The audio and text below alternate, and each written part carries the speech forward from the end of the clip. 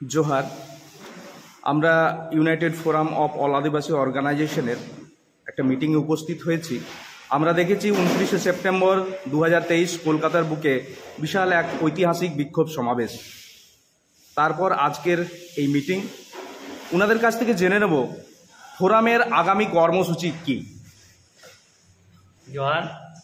আজকে আমরা বাঁকুড়া রাঢ় একাডেমিতে ইউনাইটেড ফোরামের এক আলোচনা সভা অনুষ্ঠিত হলো এবং সেটা আগামী দিনের কর্মসূচির বিষয় নিয়েই আজকে বাঁকুড়ার রাঢ় একাডেমিতে আমরা আলোচনায় সমবেত হয়েছি।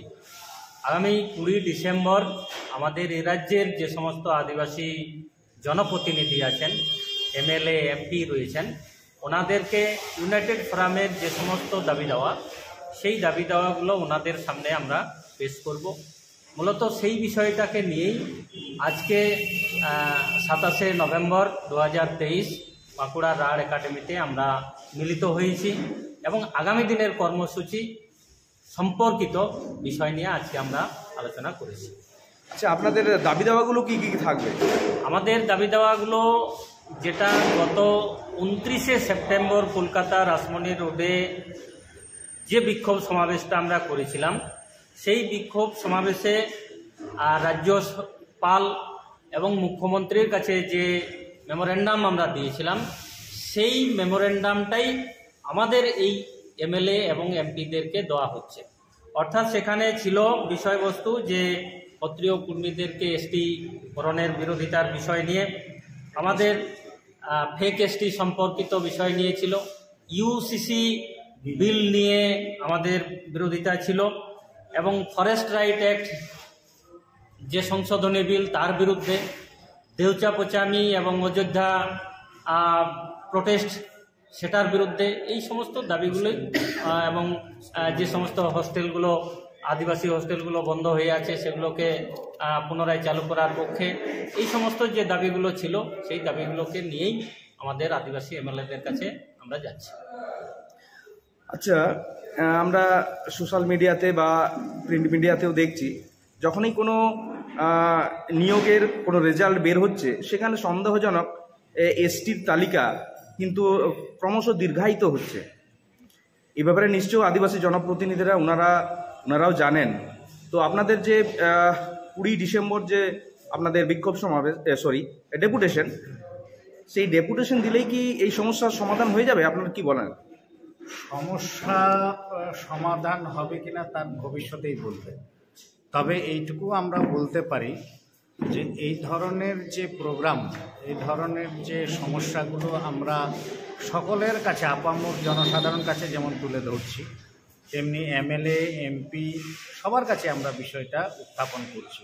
শুধু তাই না, আমাদের আপনারা জানেন ইউনাইটেড ফোরাম অফ অল আদিবাসী অর্গানাইজেশনের সহযোগে একটা সংগঠন আছে, তার নাম হচ্ছে পশ্চিমবঙ্গ আদিবাসী কল্যাণ সমিতি। মূলত তারা এই ফেক সার্টিফিকেট নিয়েই কাজ করে। তাহলে সেই দিক থেকে তারা আজ থেকে 2 বছর আগে যখন প্রথম আওয়াজটা তুলেছিল, তখন কিন্তু তারা বিশ্বাস করতে চায়নি। তাদের কথাতেও আমরা শুনতে পেয়েছিলাম ফেক বলে বলছেন, ফেকটা আমাদের দিন, আমরা ঠিক ব্যবস্থা করব। কিন্তু পরবর্তী পর্যায়ে যখন আমরা দিতে গেলাম, তারা বুঝতে পারলেন যে না, ফেক বলে বাজারে আছে, তখন তারা নিশ্চুপ হয়ে গেলেন। এখন তাদেরকে বলার পর তারা কি করবেন সেটাই তো যদি কালা বোবা হয়ে যায়, তাহলে সেখান থেকে আর বেশি কিছু আশা নিশ্চয়ই আমরা করব না। তবে এইটুকু তো অন্তত বলতে পারবো ভবিষ্যতে যে আপনাদের কাছেও আমরা গেছি, আপনাদের দ্বারাও আমরা উপস্থিত হয়েছি, কিন্তু আপনারা বিষয়টা গুরুত্ব দেননি। আমরা বারবার বলেছি এবং এই জন্যেই আগামী যে 20 ডিসেম্বর আমরা যাচ্ছি, যে বাইরে মাঠে ময়দানে আমরা চিৎকার করছি, সেই আওয়াজ কিন্তু বিধানসভায় পৌঁছচ্ছে না। আপনারা বিধানসভায় পৌঁছান, আমাদের কথা আপনারা বলুন। সেই জন্যই মাস ডেপুটেশন আমরা আগামী 20 ডিসেম্বর 2023 নিয়েছি। আচ্ছা, বিগত মিটিংগুলোতেও আপনাদের আলোচনায় উঠে এসেছিল যে দুয়ারে সরকারে বেশি বেশি করে ফেক এসটি সার্টিফিকেট ইস্যু হচ্ছে। আপনারা কি এই ব্যাপারে সরকারকে জানিয়েছিলেন? হ্যাঁ, একেবারে আমরা পশ্চিমবঙ্গ আদিবাসী কল্যাণ সমিতি থেকে একটা চিঠি হয়েছিল, সেখানে বলা হয়েছিল যে দুয়ারে সরকারের যে ফেক সার্টিফিকেট যে ইস্যু হচ্ছে, এটা আমরা নিশ্চিত। এবং সেই জন্যেই আমরা বলেছিলাম যে দুয়ারে সরকারের এই প্রকল্পটাকে বাদ দিয়ে অন্যান্য প্রকল্পগুলো চালান, কারণ এটা একটা দীর্ঘমেয়াদী বা দীর্ঘসূত্রতা রয়েছে, কারণ ভেরিফিকেশনের একটা বিষয় রয়েছে এখানে। আমি বলে দিলাম আমি এসটি, আর সঙ্গে সঙ্গে তাকে এসটি সার্টিফিকেট দিয়ে দেওয়া হবে, এটা মনে হয় সঠিক পদ্ধতি নয়। তাই আমরা এটা প্রতিবাদ করেছি, আগামী দিনে এটাও করব, এবং ভবিষ্যতে যদি এরকম পজিশন আসে বা সুযোগ আসে, আমরা ওই দুয়ারে সরকার যে প্রকল্পগুলো হচ্ছে সেই জায়গায় আমরা অবস্থান উন্নয়ন করব। আচ্ছা, দেউচা পাচামি এবং অযোধ্যা পাহাড়ের উপর যে প্রজেক্ট, সেগুলোর ব্যাপারে ফোরামের কোনো কর্মসূচি আপনারা গ্রহণ করছেন কি? হ্যাঁ, আমরা অলরেডি গুগল মিটের মাধ্যমে আলোচনা করেছি যে দেউচা পাচামি একটা বিরাট সমস্যা, পাশাপাশি অযোধ্যাটাও আমাদের কাছে একটা সমস্যা। তো এই দেউচা পাচামি বিষয়টা যেভাবে আমরা শুনেছি তাতে আমাদের কাছে পুরোটাই পরিষ্কার নয়।